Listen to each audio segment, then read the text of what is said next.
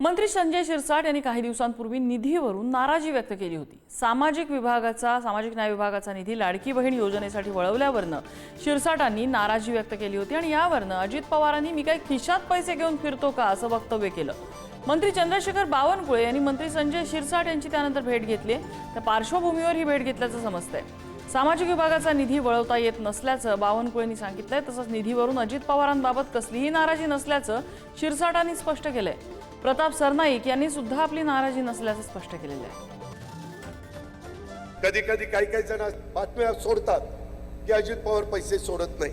अरे पैसे सोडत नाही काय, माझ्या खिशात पैसे घेऊन बसलोय।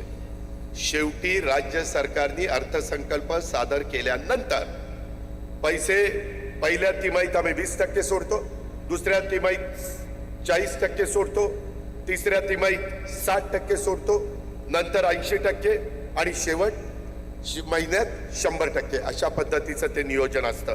निधीला घेऊन काही नाराजी नाही, निधीची काही नाराजगी नाही। काल माझं अजितदादांशी सुद्धा कॅबिनेटच्या पहिले त्यांच्याशी भेटही झाली, त्यांच्याशी बोलणं झालं आणि त्यांनी मला आश्वासन दिल्याप्रमाणे काल त्यांच्या फायनान्सच्या जे काही ओपी गुप्ता आहेत त्यांना त्यांनी निर्देशही दिले।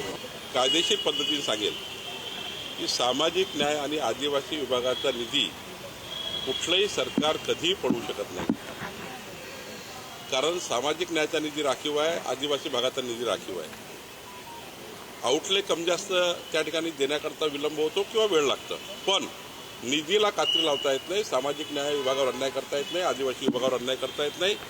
आणि देवेंद्र फडणवीस सरकार, आमचं सरकार कधीही सामाजिक न्यायाचा निधी आणि आदिवासी विभागाचा निधी हा काढूच शकत नाही, कमी करूच शकत नाही।